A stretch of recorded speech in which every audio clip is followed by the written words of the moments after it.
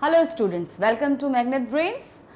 हम अपना कोर्स एक कंप्लीट कर चुके हैं हिंदी का। अब आज से हम हिंदी का कोर्स बी स्टार्ट कर रहे हैं, जिसकी पहली बुक हमने ली है स्पर्श। स्पर्श भाग 2 हम इसको शुरू करेंगे। इसमें काव्य खंड पहला हमारा है साखी। कबीर जी द्वारा रचित ये साखियाँ हैं जिनकी व्याख्या हम आज करेंगे। ये दोहे हैं, छोटे छोटे से दोहे हैं, दो दो लाइन के, और बहुत ही प्रसिद्ध दोहे हैं। तो इनको हम पहले समझना शुरू करते हैं कि ये क्या कहते हैं। उससे पहले हम ये जानते हैं कि कबीर जी क्या थे। कबीर जी ने किसी भी धर्म को नहीं माना, वो मनुष्यता को मानते थे, ईश्वर को मानते थे, लेकिन एक पर्टिकुलर किसी धर्म को नहीं मानते थे। तो इनके जो हम दोहे पढ़ेंगे, आप उसमें इस चीज़ की झलक बहुत अच्छे से देखेंगे। तो हम शुरू करते हैं। हमारा दोहे यानी साखियों की हम व्याख्या करेंगे। ये व्याख्या क्या कहती हैं देखते हैं हम। ऐसी बानी बोलिए मन का आपा खोए, अपना तन शीतल करें औरन को सुख होए। अब ये जो यहाँ पर क्या कह रहे हैं कबीर दास जी, कबीर दास जी कहते हैं कि हमको ऐसी भाषा बोलनी चाहिए, मतलब ऐसी बोली बोलनी चाहिए कि जिससे हम अपने आप को शीतलता या सुख तो प्रदान करें ही करें, साथ में लेकिन उसको जो सुने उसको भी बहुत ज़्यादा आनंद की प्राप्ति हो। कुछ लोग ऐसे होते हैं ना कि बहुत ही फेस टू फेस एकदम से बोल देते हैं कि नहीं हमें नहीं करना। उसको भी बोलने के कई तरीके होते हैं।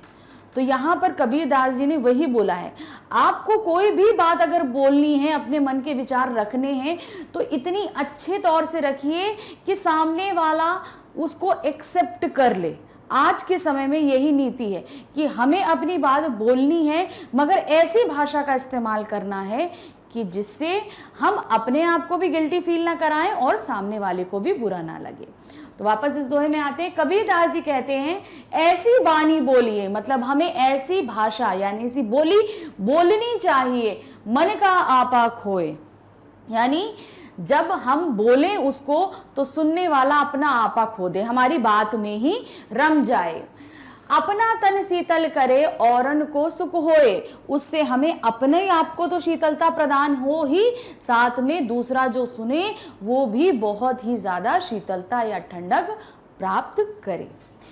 अब हम अपनी दूसरी व्याख्या, इसका कला पक्ष देखते हैं। जैसे कोई भी दोहा होता है तो वो क्या लिखता है, कैसे उसके सामने प्रस्तुत किया गया है, इसको हम काव्य सौंदर्य भी बोलते हैं। जैसे कई जगह क्वेश्चन पेपर में आ जाता है कि इस दोहे का काव्य सौंदर्य या इस पंक्ति का काव्य सौंदर्य व्यक्त कीजिए, तो उसी का ये हम कला पक्ष भी कहते हैं और काव्य सौंदर्य भी कहते हैं। क्या बोल रहा है, सहज एवं सरल भाषा का प्रयोग किया गया है, भाषा भावाव्यक्ति से सक्षम है, मतलब जो भाषा का इस्तेमाल किया गया है वो बहुत ही सरल और सहज है।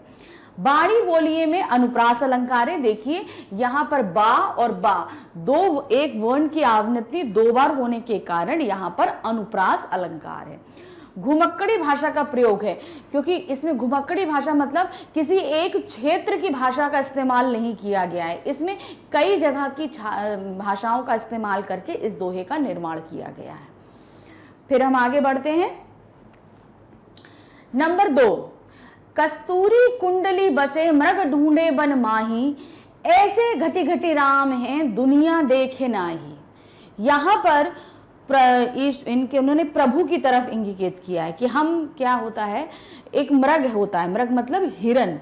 हिरन क्या होता है, उसकी नाभि में कस्तूरी की महक होती है। कस्तूरी हिरन जो होता है ना, उसकी नाभि में बहुत अच्छी महक होती है।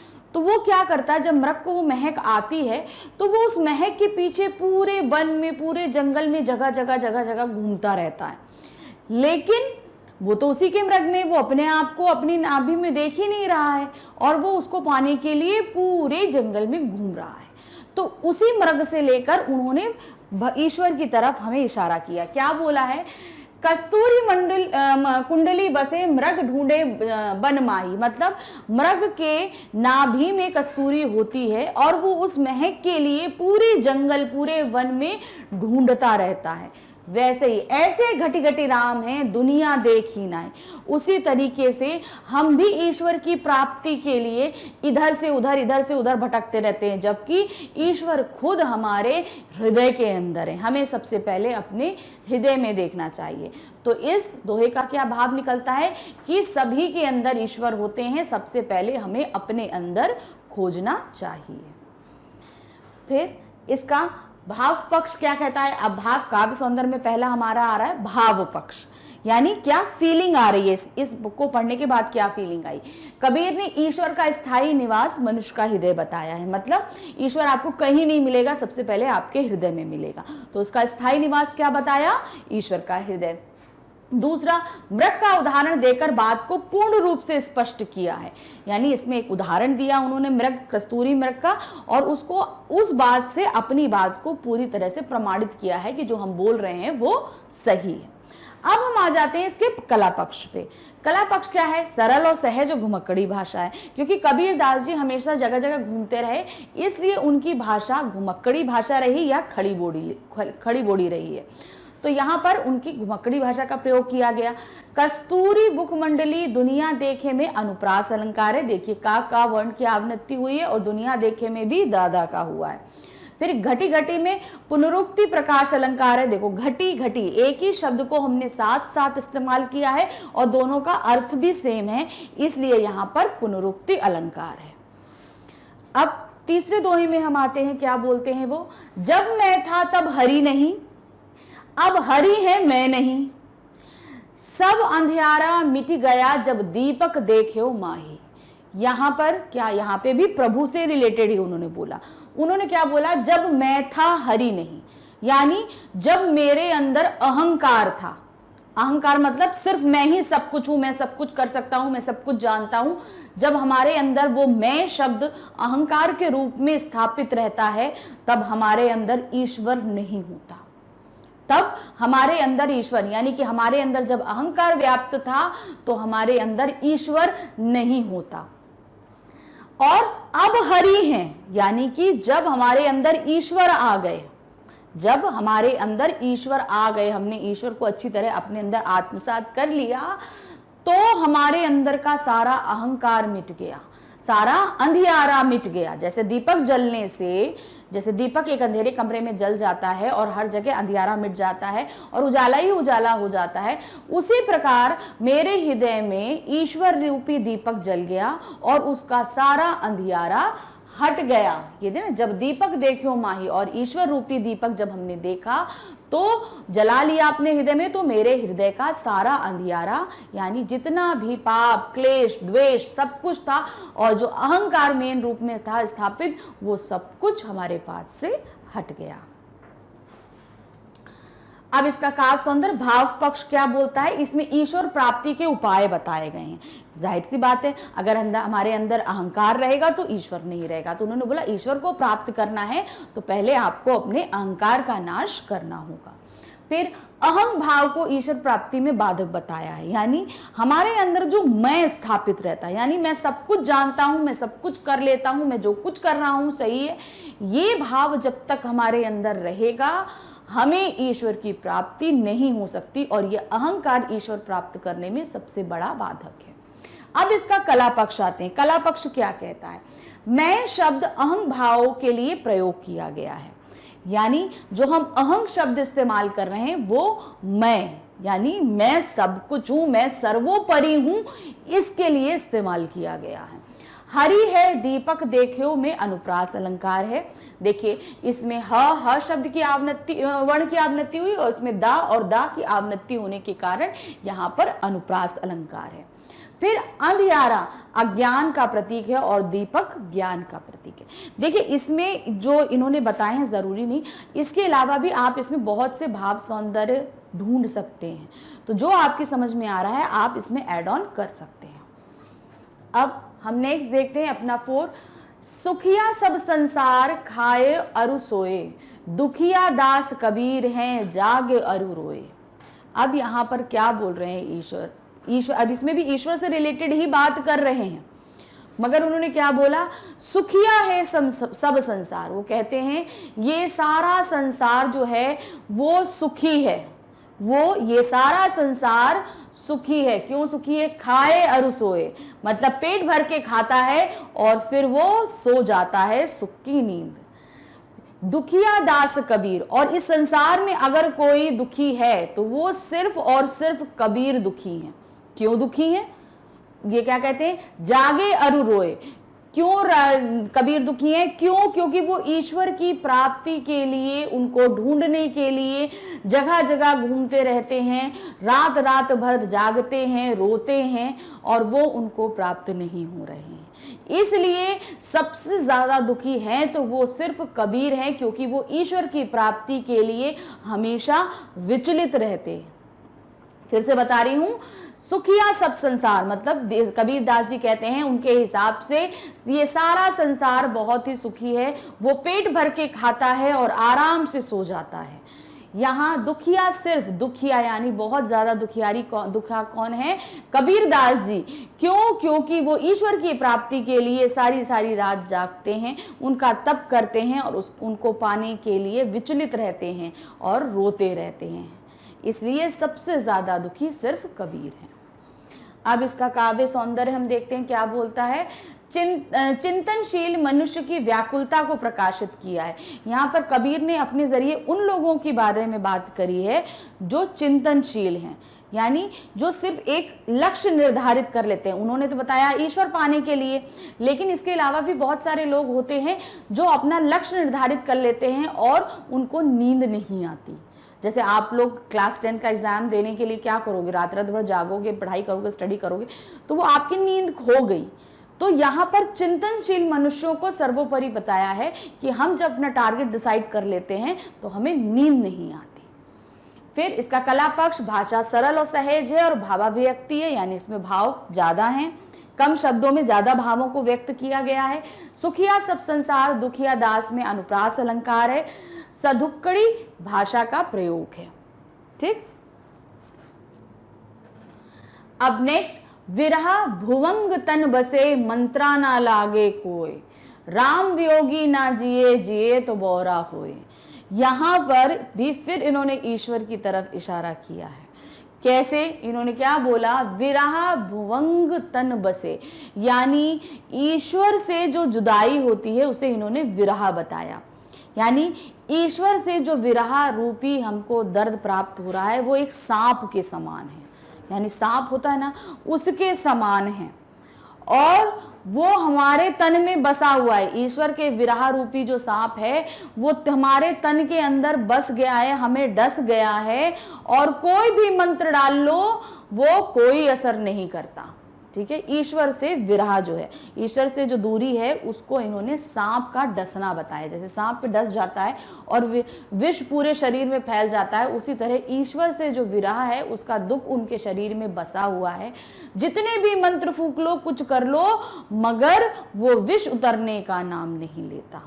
ठीक है, फिर उन्होंने बोला राम वियोगी ना जिए, यानी जब वो विरह हमारे शरीर में आ जाता है, अर्थात वो हमारे विष में आ जाता है, तो जो उसका जीवित रहना उस मनुष्य का मुश्किल हो जाता है। उसी प्रकार ईश्वर से विरह प्राप्त किया व्यक्ति जीवित ही नहीं रह सकता, और अगर जीवे, मतलब जीवे तो बौरा होए, और अगर वो जीवित रह जाता है तो वो पागल हो जाता है। तो यहाँ पे उन्होंने उदाहरण सांप के काटने के बाद चढ़ने वाले विष का इन्होंने विरह, ईश्वर के विरह से समानता दिखाई है। ये चीज ध्यान रखिएगा। तो यहाँ पर उदाहरण के रूप में सर्प के काटने का उदाहरण दिया। जिस तरीके से सांप काट लेता है और शरीर में विष चढ़ जाता है, कोई भी मंत्र काम नहीं करता, विष नहीं उतरता, उसमें फलस्वरूप इंसान को मृत्यु प्राप्त होती है, और अगर वो बच भी जाता है तो वो पागल हो जाता है। उसी तरह ईश्वर की जो मोहमाया में फंस जाता है और जो विरह उसको तड़पाता है, उसमें सिर्फ यही है कि वो मृत्यु को प्राप्त हो जाए। अगर उसके बावजूद वो बच जाता है तो वो व्यक्ति पागल हो जाता है। इसका भाव सौंदर्य क्या कह रहे हैं? राम वियोगी मनुष्य की दशा का मार्मिक चित्रण किया गया है, मतलब जो राम का वियोग सहते हैं उनका मार्मिक चित्रण है। विरह की तुलना सर्प से की गई, हमने अभी आपको बताया सर्प से की गई है। कला पक्ष क्या है? भाषा सरस, सरल और भावव्यक्ति सक्षम है। विरह भुवंग में रूपक अलंकार है। देखिए विरह और भुवंग में रूपक अलंकार क्यों है? यहाँ पर दूरी बताई गई भाव, और भुमंग यहाँ सर्प है, विशेषण और विशेष्य है, और ये दोनों ही साथ में प्रयुक्त किए गए हैं, इसलिए ये रूपक अलंकार है। फिर सदुक्कड़ी भाषा का इस्तेमाल किया गया है जो उनकी भाषा में है। नेक्स्ट हमारा 6 क्या कह रहा है, निंदक नेड़ा राखिए आंगड़ी कुटी बांध, बिन सावण पानी बिने निर्मल करे सुधार। यहां पर क्या कह रहे हैं, निंदा करने वाले व्यक्ति को अपने पास रखना चाहिए, यानी जो हमारी बुराई करता है, ठीक है, जो व्यक्ति हमारी बुराई करता है उसे हमें हमेशा अपने पास रखना चाहिए, अपने आप से दूर नहीं रखना चाहिए। इवन उसको क्या दिया उन्होंने, आंगणी कुटी बंधाए, चाहो तो अपने आंगन में एक कुटिया बना के उसको वहां पर रखो, उसको पालो पोसो। जो व्यक्ति तुम्हारी बुराई करता है उसके बारे में बात कर रहे हैं, जो तुम्हारी बुराई करता है उस व्यक्ति को हमेशा अपने साथ रखो, अपने घर के आंगन में कुटिया बनवाओ और उसको उसमें रखो। बिन सावण पानी बिना, यहाँ पे क्या है, अर्थात यहाँ जिस तरीके से साबुन और पानी के प्रयोग के बिना हमारे स्वभाव को स्वच्छ कर देता है, यानी कि जिस प्रकार साबुन पानी के साथ मिलकर हम शरीर को स्वच्छ करता है, उसी प्रकार निंदा, यानी कोई मनुष्य अगर हमारी बुराई करता है तो वो हमारे अंदर की सफाई करता है। हम अगर साबुन पानी लेके किसी चीज को स्वच्छ करते हैं, रगड़ते हैं तो वो साफ हो जाती है, रगड़ने से चोट जरूर पहुंचती है। उसी प्रकार निंदा, यानी कोई हमारी बुराई कर रहा है तो हमारे हृदय को चोट जरूर पहुंचेगी, लेकिन वो अंदर से हमारी सफाई कर देगा। अगर वो हमारी बुराई कर रहा है मतलब हमारे अंदर कुछ गलत है, तो जब वो हमको हमारी बुराई करेगा, हमारे कानों में जाएगी, तो हम उसको साफ करने की कोशिश करेंगे। तो यहां पर क्या है, जो व्यक्ति हमारी निंदा करता है वो अंदर से हमारे स्वभाव की सफाई करता है, हमारे अंदर की बुराइयों को साफ करता है। तो इसलिए अर्थात निंदा सुनकर हम अपनी जितनी त्रुटियां हैं उनको सुधार लेते हैं, इससे हमारी स्वाभाविक बुराइयां दूर हो जाती है। मतलब जब अपनी त्रुटियां सुनते हैं तो उनको सुधारने की कोशिश करते हैं। क्लियर। अब इसको हम आगे देखते हैं, इसका काव्य सौंदर्य क्या कहता है। इसमें निंदक के महत्व को दर्शाया गया है, मतलब जो बुराई कर रहा है उसके महत्व को दर्शाया गया कि वो हमारे लिए कितना जरूरी है। इसलिए कहते हैं ना, criticism is the best medicine. अगर हम क्रिटिसिज्म सह लेंगे तो हम मतलब सब कुछ सह सकते हैं। क्यों? क्योंकि क्रिटिसिज्म सहने के बाद में हम अपने अंदर की सारी चीजों को हटा देते हैं। निंदक को अपना परम हितैषी समझना चाहिए, मतलब जो हमारी बुराई कर रहा है वो हमारा परम मित्र होता है। कला पक्ष क्या कहता है, भाषा सरल सहज एवं सरल है तथा भाव व्यक्ति से सक्षम है। निंदक नेड़ा में अनुप्रास अलंकार है, सदुक्कड़ी भाषा का प्रयोग है। ये कबीरदास के दोहे में लगभग एक सेम यही चीजें हैं। आप अलंकारों का प्रयोग अनुप्रास, रूपक, उपमा, उत्प्रेक्षा, पुनरुक्ति, इन सारे अलंकारों को देखेंगे, उनकी भाषा सदुक्कड़ी या खड़ी बोली रहेगी हमेशा। अब नेक्स्ट हमारा देखते हैं नंबर 7, पोथी पढ़ी पढ़ी जग मुहा पंडित भया न कोई, एके आखिर पीव की पढ़े सुपंडित होए। अब यहाँ पर कबीरदास जी क्या कहते हैं कि यह सारा संसार, ये जितनी भी संसार के लोग हैं, ये पुस्तक जितनी भी पुस्तकें पढ़ ली, पढ़ के मर गए, मगर कोई भी पंडित नहीं बन पाया। पंडित बनने का अर्थात मतलब जो दूसरों को अच्छा ज्ञान दे सके। तो यहां पर क्या दिया, यदि मनुष्य ईश्वर रूपी अक्षर अपने अंदर आत्मसात कर ले, यानी अपने अंदर ले ले, तो क्या होगा, पूरा पढ़े सो पंडित हो। अगर उसको पढ़ ले तो वो पंडित हो जाएगा। यहाँ पंडित का मतलब ये नहीं है कि वो तिलकधारी और केसरी जो वस्त्र पहने रहते हैं, यहाँ उन पंडितों से मतलब नहीं है।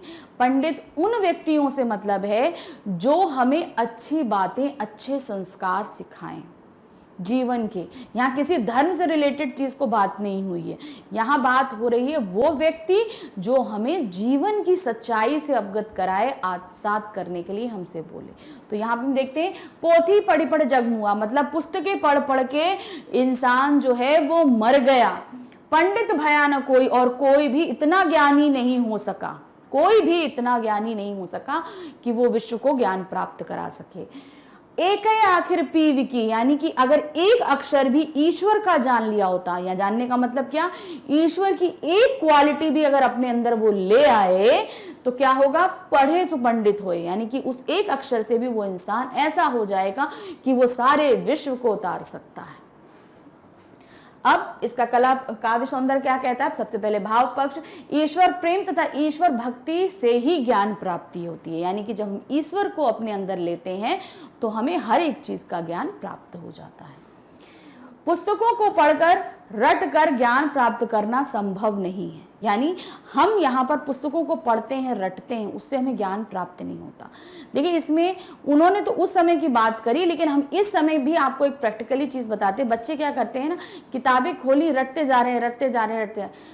बहुत अच्छा होगा कि वो रटने वाली चीजों को आप अपनी प्रैक्टिकली लाइफ में लाने की कोशिश करें। आप जितना उसको अपनी लाइफ में लाएंगे, आपके लिए पढ़ाई उतनी ही इजी होती जाएगी। साइंस है, साइंस में हमारे आसपास साइंस भरमार रूप में है, गैस के चूल्हे में है, रेफ्रिजरेटर में है, माइक्रोवेव में। आप खाली आपको वो जो आप पढ़ रहे हैं इक्वेशंस, उनको आप उनके अंदर ढूंढने की कोशिश कीजिए। आप रटिए नहीं, समझिए और उसको जितना हो सके अपने अंदर उतारने की कोशिश कीजिए। अब कला पक्ष क्या कहता है? भाषा सहज एवं सरल है तथा भावाव्यक्ति है, पोथी पढ़ में अनुप्रास अलंकार है, सदुक्कड़ी भाषा का प्रयोग किया गया है। लास्ट पैरा हमारा, लास्ट दोहा क्या कह रहा है? हम घर जालिया आपना लिया मुराड़ा हाथी, अब घर जालियो तास का जे चले हमारे साथी। अब पहले हम इसका जो सामने अर्थ है वो हम आपको बताएंगे, फिर उसके पीछे जो छिपा है वो हम बताएंगे। पहले वो क्या कह रहा है? पहले मैंने अपना घर जलाया, पहले मैंने अपना घर जलाया और अब ले ली है हाथ में मशाल, और अब ले ली है हाथ में मशाल, अब जो भी मेरे साथ चलेगा मैं उसका भी घर जला दूंगा। ये चीज बोली गई है इस दोहे में सामने। अब इसके पीछे जो भाव छिपा है उसको समझिए। कबीरदास जी कहते हैं कि सबसे पहले मैंने अपने अंदर की बुराइयों को जलाकर मारकर नाश कर दिया है, और अब मैंने अपने हाथ में ज्ञान रूपी मशाल थाम ली है। ठीक है, पहले मैंने अपने अंदर की बुराइयों को जलाकर राख कर लिया, किससे? ज्ञान से। अब मैंने ज्ञान रूपी मशाल अपने हाथ में ले ली है, और अब जो जो भी मेरे साथ रहेगा, जो जो भी मेरे साथ चलेगा, मैं उसके अंदर की सारी बुराइयों को इसी ज्ञान रूपी मशाल से जलाता हुआ चला जाऊंगा। इस तरीके से दिया। तो आप यहां पर इसके साथ में पूरी व्याख्या इसको लिख सकते हैं। अब इसका हम काव्य सौंदर्य देखते हैं क्या है। कबीरदास जी समाज को सुधारने का महान कार्य करना चाहते हैं। अब उन्होंने पहले अपने अंदर की मिटा ली बुराइयां, अब वो क्या कह रहे हैं? हम आपकी मिटाएंगे। फिर वे चारों ओर ज्ञान की ज्योति प्रज्वलित करना चाहते हैं। उन्होंने बोला ना, हमने हाथ में ज्ञान की मशाल ली है, तो अब उस ज्योति से क्या वो सबके दिलों में जला रहे हैं आग ज्ञान की, तो पूरा विश्व उससे प्रकाशित हो जाएगा। फिर कला पक्ष क्या कहता है? भाषा सहज एवं सरल है तथा भाव व्यक्ति सक्षम है। घर एवं मशाल का प्रतीकात्मक प्रयोग किया गया है। यहाँ पर प्रतीक दिया गया है। घर यानी कि घर का मतलब क्या हुआ? हमने अपने शरीर को घर बताया, शरीर को घर का प्रतीक बताया है, और मशाल को क्या बताया है? ज्ञान का प्रतीक बताया। तो यहाँ पर प्रतीकात्मक प्रयोग किया गया। सदुक्कड़ी भाषा और प्रतीकात्मक शैली का प्रयोग है, यानी हम यहाँ पर एग्जाम्पल देख के आपको बता रहे हैं, इसलिए वो प्रतीक के तौर पे हमने इस्तेमाल किया है। इस तरीके से हमने अपने दोहों की व्याख्या को पूर्ण किया। अब हम अपने नेक्स्ट वीडियो में आपको इसके प्रश्न उत्तर सॉल्व करना बताएंगे कि आप उनके प्रश्न उत्तर कैसे सॉल्व करेंगे। हम अपने प्रीवियस वीडियो में कबीरदास की साखियों की व्याख्या पूर्ण कर चुके हैं। अब हम उसमें पाठ्यपुस्तक में जो प्रश्न उत्तर दिए हैं हम उन्हें समझाएंगे कि आप उन्हें किस तरीके से करेंगे। शुरू करते हैं। हमारा पहला क्वेश्चन बोल रहा है, मीठी वाणी बोलिए से औरों को सुख और अपने तन को शीतलता कैसे प्राप्त होगी। तो ये सिंपल से आपको सरल लैंग्वेज में लिखना है कि जब हम मीठी वाणी बोलते हैं तो दूसरे उस वाणी को सुनकर बहुत खुश हो जाते हैं, और जब उनकी खुशी होती है, उनकी अच्छाई होती है, तो हमें भी अपने मन के अंदर बहुत ही ज़्यादा सुख प्राप्त होता है। तो जब सुख प्राप्त होगा तो हमारे चारों तरफ का माहौल बहुत ही अच्छा हो जाता है। तो इस तरीके से व्याख्या आप इस पूरे क्वेश्चन में करेंगे। याद रखिएगा, लिमिट वर्ड्स रहती है, बहुत ज़्यादा एक्सप्लेनेशन मत करिएगा। नेक्स्ट क्वेश्चन हमारा क्या बोलता है? दीपक दिखाई देने पर अंधियारा कैसे मिट जाता है, साखी के संदर्भ में स्पष्ट कीजिए। तो अब इसको आप दोनों तरीके से करेंगे। जिस प्रकार अंधेरे कमरे में हम दीपक जलाते हैं और उस दीपक से चारों तरफ उजाला हो जाता है, उसी तरीके से जब हम अपने मन रूपी अंधेरे कमरे में ईश्वर की भक्ति रूपी दीपक जलाएंगे तो उसमें ज्ञान का प्रकाश चारों तरफ फैल जाएगा। तो इस तरीके से दीपक को ईश्वर का ज्ञान बोला है और अंधेरे कमरे को हमारे अंधकार में हृदय के रूप में लिया गया है। इस तरीके से इसे आप एक्सप्लेन करेंगे। फिर नेक्स्ट क्वेश्चन बोलता है, ईश्वर कण-कण में व्याप्त है पर हम उसे क्यों नहीं देख पाते? हम उसे इसलिए नहीं देख पाते क्योंकि हमारे अंदर अहंकार है, अज्ञानता है। इस वजह से ईश्वर अगर कण-कण में व्याप्त है तो हमें नहीं दिखाई देगा, क्योंकि हम अहंकार के कारण अपने आप को सर्वोपरि कहते हैं और अज्ञानता के कारण जिसमें अच्छाई छिपी होती है हम उसको भी नहीं देख पाते। इसलिए हमारे अंदर जब तक अहंकार और अज्ञानता रहेगी तब तक ईश्वर ये कण-कण में व्याप्त है, हम ईश्वर को नहीं देख पाएंगे। इस तरीके से आप इसको पूरा एक्सप्लेन करेंगे। नेक्स्ट हमारा, संसार में सुखी व्यक्ति कौन है और दुखी कौन? यहाँ सोना और जागना किसके प्रतीक हैं, इसका प्रयोग यहाँ क्यों किया गया है स्पष्ट कीजिए। तो देखिए सिंपल सी बात है, कबीर के अनुसार जो व्यक्ति केवल सांसारिक सुख लेता है, यानी सांसारिक यानी कि यहाँ आना खाना पीना रहना घूमना फिरना, जो सांसारिक सुख ले रहा है वो इंसान व्यक्ति हमेशा सुखी रहता है। मतलब दिन भर जी तोड़ मेहनत करता है, परिवार के साथ समय बिताता है, कमाता है, खाता है, पीता है, सो जाता है। लेकिन जो आध्यात्मिक ज्ञान प्राप्त करते हैं, यानी ईश्वर से रिलेटेड जब ज्ञान प्राप्त करते हैं तो उसको प्राप्त करना बहुत कठिन है। उसके लिए हमें साधना करनी पड़ती है, अध्ययन करना पड़ता है, चीज़ों को सीखना पड़ता है, बहुत जगह घूमना पड़ता है। तो वो जगह वो क्या होती है, हम जो है सुख नहीं प्राप्त कर सकते, हम एक जगह रह नहीं सकते, हम उसके चिंतन में हमेशा डूबे रहते हैं। तो उसमें हम क्या रहते हैं, सो नहीं पाते, तो हमेशा जागते रहते हैं। यहाँ जागने से तात्पर्य क्या है, हमेशा अध्ययनरत रहना, हमेशा सीखते रहना। और सो जाने का तात्पर्य यहाँ पर क्या है, जब हम अपने पूरे दिन का कार्य काम खत्म कर लें और चुपचाप हमारे दिन की पूरा कार्य खत्म हो गया, हमारे दिन में कोई चिंता नहीं है, हम चुपचाप सो जाए, यहाँ पर वो तात्पर्य। तो इसे आप स्टेप बाय स्टेप समझाएंगे कि सोना और जागना क्या है, पहले क्यों सोने का तात्पर्य क्या है और जागने का तात्पर्य क्या है, और फिर उसके बाद इस सूक्ति का संसार में सुखी व्यक्ति कौन है, इसको फिर आप समझाएंगे। तो ये आप 3 पैरा में एक्सप्लेन कर सकते हैं या पॉइंट बाय पॉइंट एक्सप्लेन कर सकते हैं।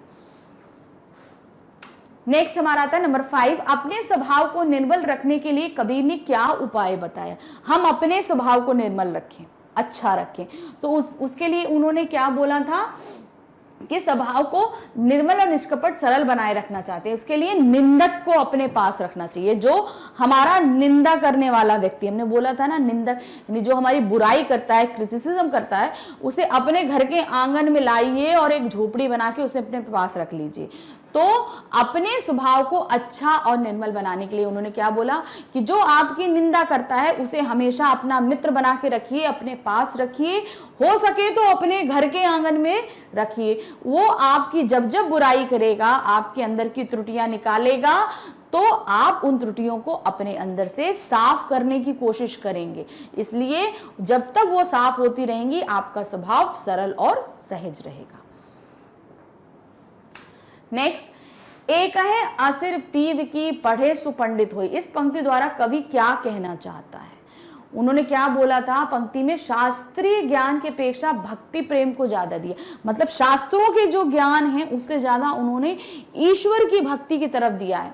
अच्छा, इसमें हर जगह ईश्वर की भक्ति जो आई है इसका तात्पर्य ये नहीं है कि आप केसरी चोला पहन के और राम राम जपते हुए पूरे विश्व में निकल जाइए। यहाँ ईश्वर ने जो बोला है, मनुष्यता, अच्छे कर्म, लोगों की मदद करना, यहाँ पर उससे तात्पर्य। ईश्वरीय प्रेम का मतलब यहाँ पर वो है कि आप ईश्वर ने जो हमसे करने के लिए सभी धर्मों में कहा है, हमें वो चीज माननी है। ये नहीं कि राम राम करके उनके भजन गाते रहना। यहाँ ईश्वरीय प्रेम से तात्पर्य है जिनको हमारी जरूरत है हम उनकी मदद करें। कोई बुजुर्ग है, अगर कुछ तकलीफ है तो उनकी हम सेवा करें, बड़े बुजुर्गों का आदर सम्मान करें, गुरुओं को आदर दें। यहाँ पर ईश्वर ने जितनी भी अच्छी बातों को बताया है उन बातों को आत्मसात करना ही ईश्वर भक्ति है। तो यहाँ उन्होंने क्या बताया कि शास्त्र के जो ज्ञान है उनको पढ़ने से अच्छा है ईश्वर की भक्ति, यानी ईश्वर के दिए गए आदर्शों पर अगर हम चलेंगे तो हम इस पूरे जग को पढ़ लेंगे और अच्छी चीजें उनको हम सिखा पाएंगे। नेक्स्ट हमारा आ रहा है कबीर से की उद्धत साखियों की भाषा की विशेषता बताइए। देखिए भाषा की विशेषता हमने हर जगह बताई आपको। इनकी भाषा सदुक्कड़ी भाषा है, सरल है, सहज है। इनमें अनुप्रास अलंकार, रूपक अलंकार, उत्प्रेक्षा, उपमा, पुनरुक्ति अलंकार और प्रतीकात्मक शैली का इस्तेमाल किया गया है।